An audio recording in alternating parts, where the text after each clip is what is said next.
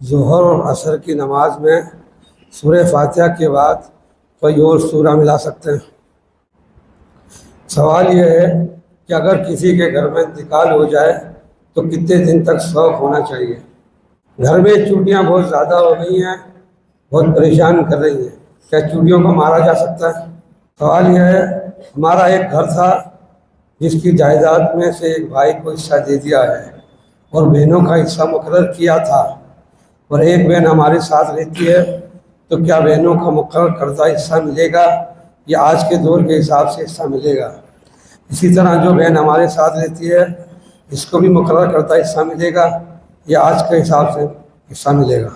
ایک آدمی نے 2 شادیاں کی ہیں، اس آدمی کی پہلی بیوی کا انتقال ہو گیا، اب پہلی بیوی کی اولاد حج و عمرے پر جاتے ہیں لیکن دوسری ماں کو لے کر نہیں جاتے۔ ان کی دوسری امی نے اپنے ماں باپ کے ساتھ حج کیا ہوا ہے، کیا پہلی بیوی کی اولاد کے پیسوں پر دوسری ماں کا کوئی حق نہیں ہے؟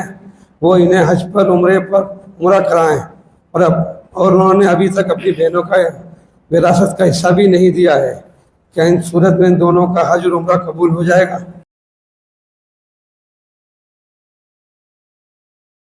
سوال ہے، ظہر اور عصر کی نماز میں سورہ فاتحہ کے بعد کوئی اور سورہ ملا سکتے ہیں؟ ان الحمد للہ والصلاۃ والسلام علی رسول اللہ وبعد۔ صحابہ کرام رضوان اللہ علیہم اجمعین کہتے ہیں، ہم نے نبی علیہ الصلوۃ والسلام کی نماز ظہر اور نماز عصر کی قرأت کے بارے معلوم کرنے کے لیے اندازہ لگایا تھا کہ آپ نماز ظہر میں کیا پڑھتے ہوں گے، نماز عصر میں کیا پڑھتے ہوں گے۔ تو ہم نے اندازہ لگایا کہ نبی علیہ الصلوۃ والسلام کی ظہر کی نماز میں پہلی 2 رکعتوں میں جو آپ کا قیام ہوتا، اس قیام سے ہم نے اندازہ لگایا کہ آپ سورہ سجدہ پڑھتے ہیں،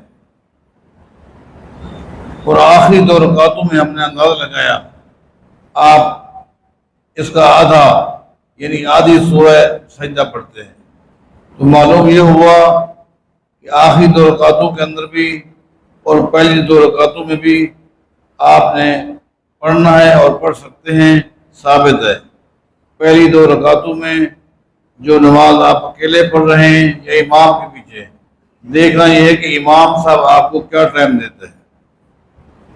اگر امام صاحب آپ کو ٹائم زیادہ دے تو اتنا ہے، احادیث سے ثابت ہے کہ سورہ سجدہ پہلی 2 رکعتوں میں، دوسری 2 رکعتوں میں اس کا نصف، اتنا آپ پڑھ سکتے ہیں۔ غالباً 30 آیتیں پڑھتی ہیں سورہ سجدہ کی، 30، اس کا آدھا ہو گیا 15 صورتیں۔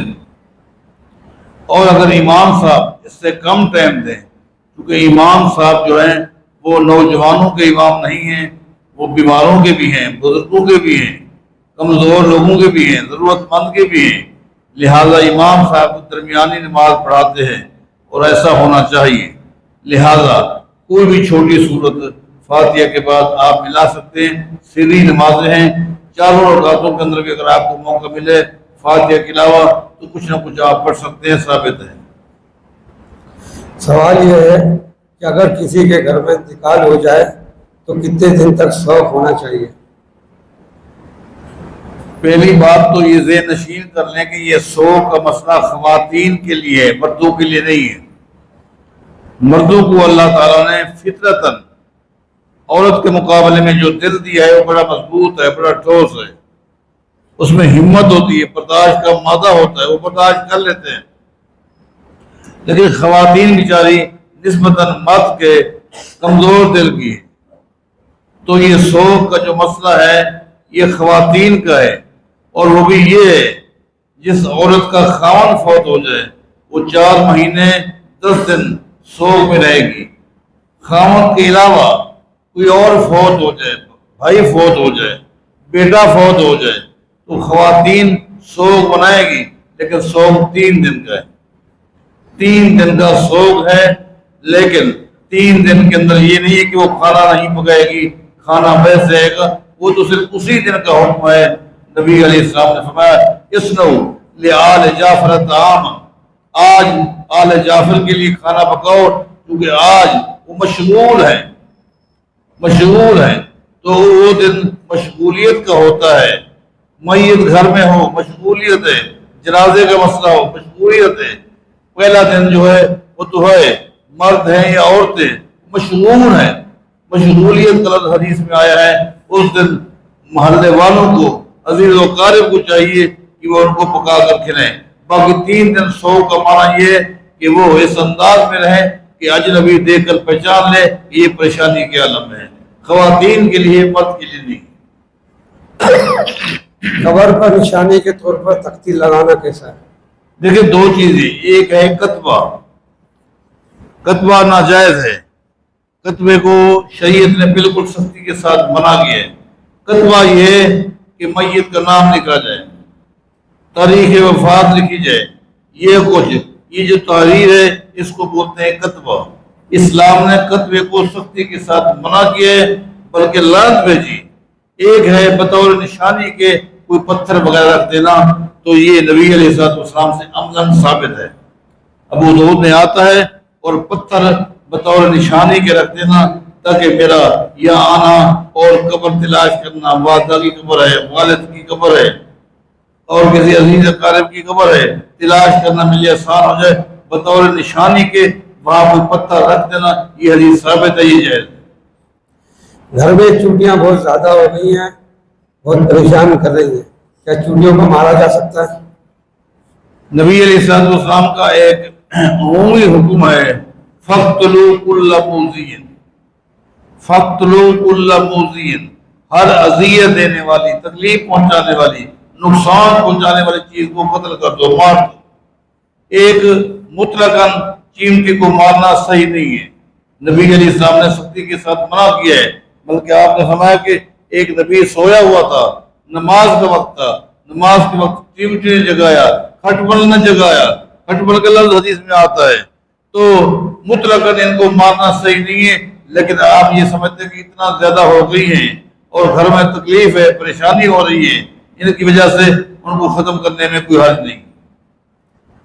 سوال یہ ہے، ہمارا ایک گھر تھا جس کی جائیداد میں سے ایک بھائی کو حصہ دے دیا ہے اور بہنوں کا حصہ مقرر کیا تھا، اور ایک بہن ہمارے ساتھ رہتی ہے، تو کیا بہنوں کا مقرر کردہ حصہ ملے گا یا آج کے دور کے حساب سے حصہ ملے گا؟ اسی طرح جو بہن ہمارے ساتھ رہتی ہے اس کو بھی مقرر کردہ حصہ ملے گا یا آج کے حساب سے حصہ ملے گا؟ پہلی بات یہ ہے کہ اسلام نے حکم دیا ہے کہ جتنا جلدی ہو سکے فوت ہونے والے کی جائیداد کو شریعت کے مطابق تقسیم کیا جائے۔ اگر فوراً یہ مسئلے کو حل نہیں کرو گے تو فتنے کھڑے ہو جائیں گے، اور ہم آج تک دیکھ رہے ہیں نبی علیہ السلام کے فرمان کے عین مطابق ایسا ہو رہا ہے۔ آج فتنے ہیں، آئے دن ہمارے پاس کوئی نہ کوئی سوال آ جاتا ہے، کوئی نہ کوئی بندہ آ جاتا ہے، بھائیوں نے میرا حصہ کھا دیا، ختم کر دیا، میں بہن ہوں میرا حصہ وہ نہیں دے رہی، میں بیٹی ہوں فلاں کی، میں بیوی ہوں فلاں کی، میرا خاوند فوت ہو گیا ہے۔ اے دن وراثت کے حوالے سے یہ فتنے ہیں، تو میں درخواست کروں گا جتنا جلدی ہو سکے فوت ہونے والے کی جائیداد کو شریعت کے مطابق تقسیم کر دیجیے۔ جب تقسیم کر دیں گے تو یہ سوال اٹھے گا نہیں کہ اس وقت کے حساب سے یا آج کے وقت کے حساب سے۔ اور اگر فوراً آپ تقسیم کر دیتے ہیں، اس کے بعد بہنوں کے ساتھ ترتیب بنا لیتے ہیں کہ دیکھیں ایک دم مکان کو بیچ کر آپ کو دینا ہمارے پاس میں نہیں، ہم کہاں جائیں گے، لہذا ہم قسطوں کی شکل میں آپ کا حق آپ کو دیتے رہیں گے، 5 مہینے لگ جائیں گے، 6 مہینے لگ جائیں گے، یہ تو ایک الگ چیز ہے، یہ تو اتنا تو چل جاتا ہے۔